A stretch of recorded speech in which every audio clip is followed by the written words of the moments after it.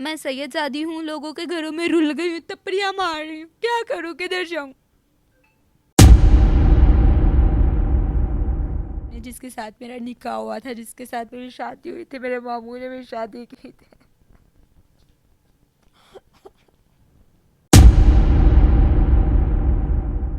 जी। और अब जो मेरी दोस्त है उसके जो शोहर है वो भी पैसों की खातिर कहते हैं मेरे साथ रात गुजार लो, क्या करूँ मैं, किधर जाऊँ। मैं बचपन में ही यतीम हो गई थी, मेरे मामू ने मुझे पाला बड़ा किया।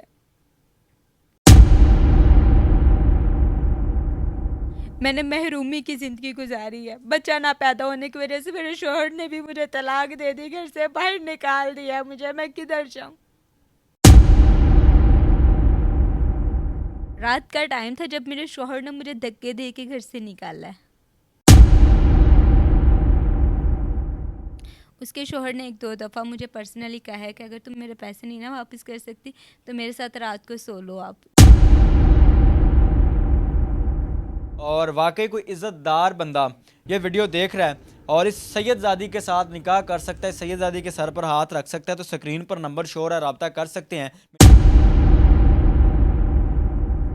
अस्सलाम वालेकुम नाज़रीन, आपका मेज़बान मुजाहिद ने अब आपकी खिदमत में हाजिर है और आप देख रहे हैं एमएन पॉइंट। नाज़रीन, मेरे साथ बैठी अब जिस लड़की को देख रही हैं ये सैयद घराने से ताल्लुक़ रखती हैं, सैयदजाद हैं, और बचपन में ही इनके वालिदैन फ़ौत हो जाते हैं और इनका मामू इनकी परवरिश करता है। आज किस वजह से मीडिया पर आई हैं, एक सैयद घराने से ताल्लुक़ रखने वाली लड़की, एक सैयद घराने से ताल्लुक़ रखने वाली बच्ची अगर मीडिया पर आती है तो बहुत बड़ी वजह हो सकती है, बहुत बड़ी मजबूरी हो सकती है। आइए इन्हीं से बात करके जानते हैं कि मीडिया पर आने की वजह क्या है और क्या चाहती हैं। अस्सलाम वालेकुम। वालेकुम अस्सलाम। कैसी हैं, खैरियत से हैं? जी अल्हम्दुलिल्लाह। मुझे बताइएगा कि सैयद घराने से ताल्लुक़ रखती हैं? हाँ जी।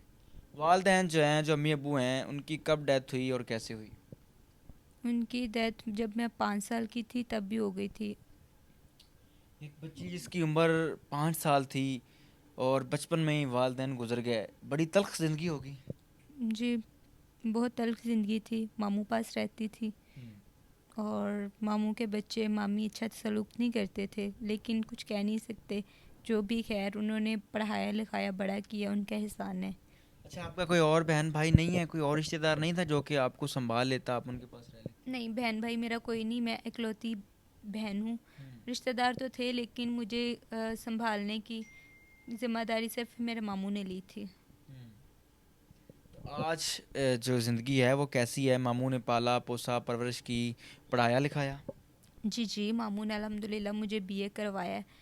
ठीक है, मामू मेरे साथ बहुत प्यार करते थे, मेरे साथ अच्छे हैं, आज भी बहुत अच्छे हैं, लेकिन आज की जो मेरी ज़िंदगी है, आज मैं अपने मामू से भी नहीं रब्ता कर सकती, आज मैं अपने मामू को भी नहीं बता सकती कि मामू मैं किस हालात में हूँ, मामू मैं क्या कर रही हूँ, मामू आपकी भांजी किधर है, आपकी भांजी ने खाना खाया है या नहीं खाया। अभी मैं कुछ भी नहीं बता सकती। मतलब आप कह लें कि जो आपके हस्बैंड है, अगर वो आपको धक्के मार के तलाक दे के किसी और बीवी के साथ अफेयर चलाएं, किसी और लड़की के साथ अफेयर चलाएं, अपने पेरेंट्स के पीछे लग के आपको धक्के दे के घर से निकाल दे, तलाक दे दे, तो आप पे क्या गुजरेगी। ये आप सारा एक कुछ दफ़ा, आपके साथ हुआ है? ये सारा कुछ मेरे साथ हुआ। अगर आप, किससे शादी हुई थी, कैसे हुई थी? मेरे मामू ने एक अमीर घर में मेरी शादी की थी, जो कि मैं सोशल मीडिया पे कहना चाहूँगी, जो पेरेंट्स देख रहे हैं कि अगर आप अपनी बेटियों की शादी कर रहे हैं तो ये ना देखें कि जिस घर में शादी कर रहे हो वो घर अमीर होगा। आप अपनी बेटी के नसीब देखें, आप ये देखें कि हमारी बेटी का स्टैंडर्ड कहाँ पे मैच हो रहा है, आप अपने स्टैंडर्ड के साथ शादी करें। जहाँ के मेरी शादी अमीर घर में हुई थी और वहाँ पे मुझे हर वक्त यही बात का ताना दिया जाता था कि तुम गरीब घर से आई हो, माँ बाप तुम्हारे हैं नहीं है, तुम्हारे मामू ने तुम्हारी परवरिश की है, तो इसमें इस बात का अब देखें, आप कह लें अब जहेज़ भी नहीं लेके आई, ऊपर से औलाद तुम्हारी नहीं हो रही, अब इसमें मेरा क्या कसूर है अगर मेरी औलाद नहीं है। अच्छा, आपकी शादी आपके मामू ने एक अच्छे घर में कर दी जो कि अमीर था, वेल सेटल लड़का था। उसके बाद क्या हुआ कि उसने आपको छोड़ दिया? वजह क्या बना के उसने छोड़ा आपको? छोड़ दिया मतलब तलाक दे दी? हाँ जी, वजह यही थी कि मेरी औलाद नहीं थी। मतलब हम में से बेबी नहीं, पूरा साल हो गया था शादी को, डॉक्टर्स को काफ़ी ज़्यादा चेक करवाया था, ना इशू मेरे में था ना मेरे हस्बैंड में आ रहा था, लेकिन उन्होंने इसी बात को निशाना बनाया कि तुम में से औलाद नहीं हो रही, कसूरवार तुम हो, तुम्हारे में कमियां हैं। शादी को कितनी देर हो गई थी कि जो बच्चे का ये जो मसला बन गया कि बच्चा नहीं हो रहा, बच्चा नहीं हो रहा, कि 10 साल हो गए थे शादी को? नहीं नहीं, बस 1 ही साल हुआ था और उन्होंने इतना बड़ा इशू बना दिया था कि बच्चा एक नहीं ही हो रहा। साल के अंदर नाज़रीन इस बच्ची की ज़िंदगी को बर्बाद किया गया, इशू बनाया गया कि आपको बच्चा नहीं पैदा हो रहा। तो खुदा का देन है। अल्लाह ने बड़ी ऐसी मिसालें दुनिया में बनाई हैं कि माँ बाप बुज़ुर्ग हो जाते हैं, बूढ़े हो जाते हैं, फिर औलाद होती है, क्योंकि ये तो मेरे रब ने देना होता है। अच्छा, 1 साल के अंदर ही उसने कहा जी आपको बच्चा पैदा नहीं हो रहा, मसला किस में था, आप में या उसमें था? दोनों तरफ से मसला क्लियर आ रहा था, लेकिन वो कह रहे थे कि नहीं, मसला आप में ही है, मसला लड़की में ही है, मसला आप में ही है, आप जाएं। और शाम 6 बजे का टाइम था। जब मैं खाना खा रही थी तो उन्होंने खाने से उठा के मुझे दे के घर से बाहर निकाला। और मेरे पास कोई चीज़ नहीं थी, ना मेरे पास पैसे थे, ना मेरे पास मोबाइल था, मेरा कोई चीज़ मेरे पास नहीं थी, और उन्होंने धक्के दे के मुझे घर से बाहर निकाल दिया। उसी शख्स ने जिसके साथ आपका निकाह हुआ, जो आपका मजाजी खुदा था? जी, उसी शख्स ने जिसके साथ मेरा निकाह हुआ था, जिसके साथ मेरी शादी हुई थी, मेरे मामू ने मेरी शादी की थी।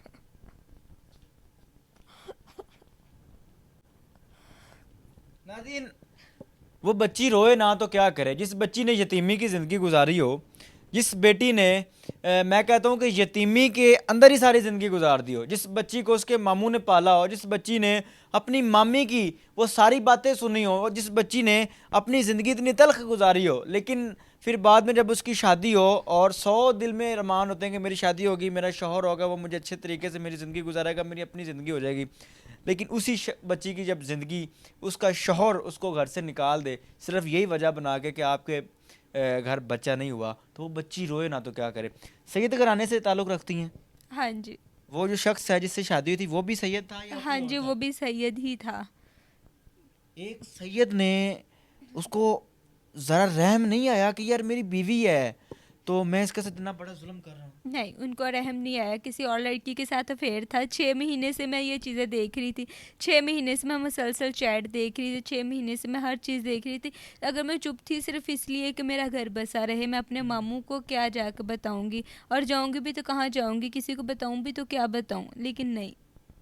यानी कि 6 महीने से उस शख्स का, जो आपका शौहर था, उसका किसी और लड़की के साथ भी चक्कर था, रिलेशन था, जी, आप देखती रही, मैं देखती रही, बर्दाश्त बर्दाश्त करती करती रही? रही। और ये बहुत मुश्किल होता है बर्दाश्त करना। बिल्कुल।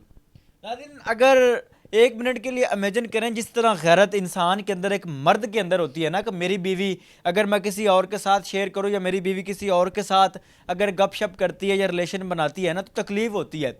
वही तकलीफ़ एक औरत के अंदर भी होती है, वही तकलीफ़ एक औरत भी महसूस करती है कि जब वो अपने मर्द को किसी और लड़की के साथ बात करता देखती है। मेरे ख्याल से मर्द से ज़्यादा गैरत औरत रखती है जब वो अपने शौहर को किसी और के साथ इस तरह की हरकत करते देखती है। लेकिन इस बच्ची ने फिर भी अपना घर बसाने के लिए उसकी उस हरकत को बर्दाश्त किया। अच्छा, उसने आपको घर से निकाल दिया, शाम का टाइम था, उसके बाद आप किधर गई? आप बता रही हैं कि आपके पास कोई चीज़ भी नहीं थी। उस वक्त मेरा क्या आलम हो सकता है, शायद आप इमेजिन कर सकते हो। आपके चैनल पे मैं आई हूँ यही देख के कि आप दूसरों की मदद करते हैं।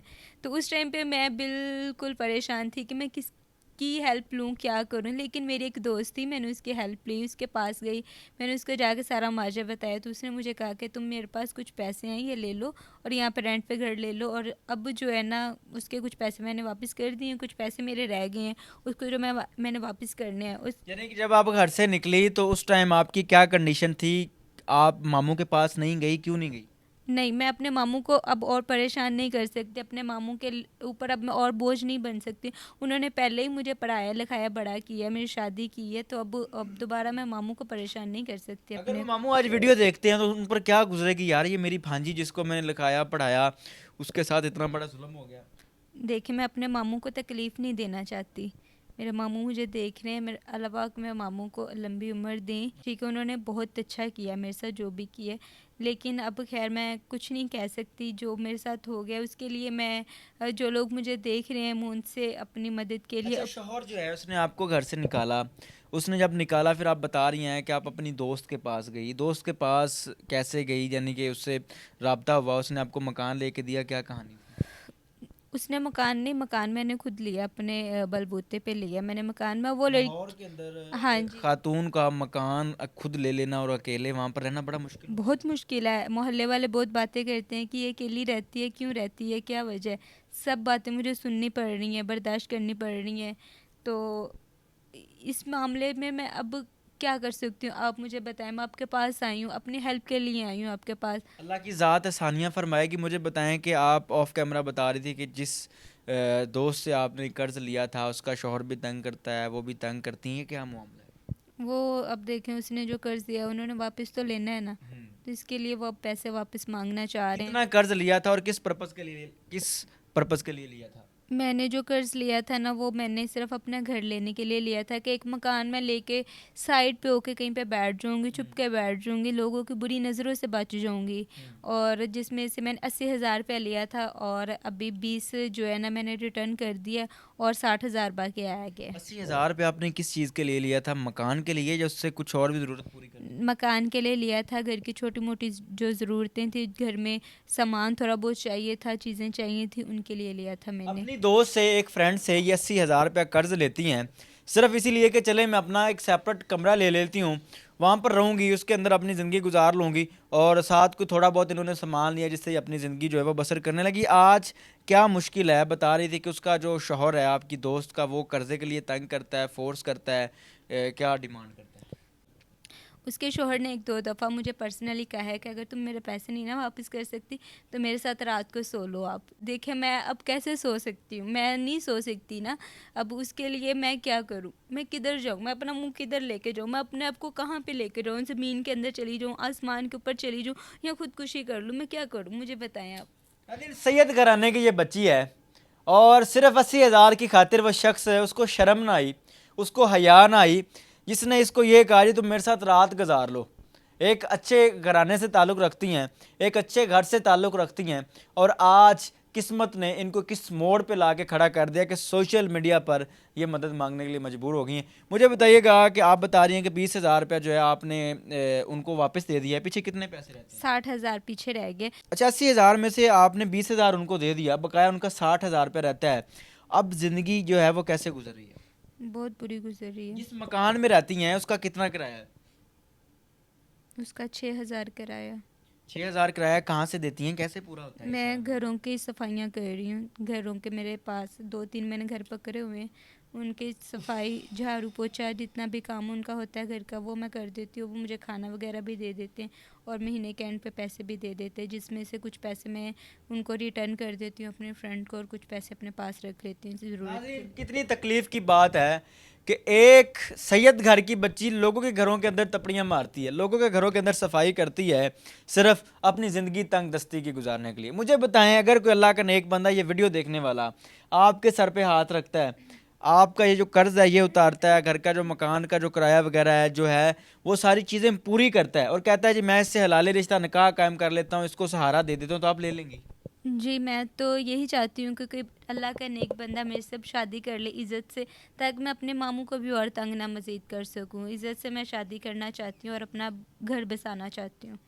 अगर और कोई अल्लाह का नेक बंदा ये वीडियो देख रहा है, ठीक है, वो आपसे रब्ता करता है, आपका घर का जो कर्ज वगैरह है वो उतार देता है, जो आप कह रही कि आपने अपनी दोस्त को देना है, तो आप उससे हलाली रिश्ता निकाह कायम कर लेंगी? देखें जी, डूबते हुए को ना तिनके का भी सहारा बहुत होता है, तो मैं निकाह करने के लिए तैयार हूँ, लेकिन जो मेरे ऊपर अभी प्रॉब्लम है, जो मेरे इश्यूज़ है, पहले वो सॉल्व करे, फिर उसके बाद मैं शादी करूँगी। अब देखें, हर बंदा आके यही कहता है मैं ये कर दूँगा, वो कर दूँगा, लेकिन करता कोई किसी के लिए कुछ नहीं है। बिल्कुल आप सही कह रही हैं। अगर वाकई कोई सिंसियर बंदा और वाकई कोई इज़्ज़तदार बंदा ये वीडियो देख रहा है और इस सैयदज़ादी के साथ निकाह कर सकता है, सैयदज़ादी के सर पर हाथ रख सकता है, तो स्क्रीन पर नंबर शो है, रब्ता कर सकते हैं। मेरी आपसे गुजारिश है कि इनको तंग ना कीजिएगा, ये पहले बहुत तंग है, इन्होंने पहले ज़िंदगी में बड़ी मुश्किलें फेस की हैं, ये और तंग ना हो जाए। इस वीडियो से आप क्या सीखते हैं, अपनी कीमती राय का इज़हार ज़रूर कीजिएगा। देखते रहिए एमएन पॉइंट। अल्लाह निगहबान।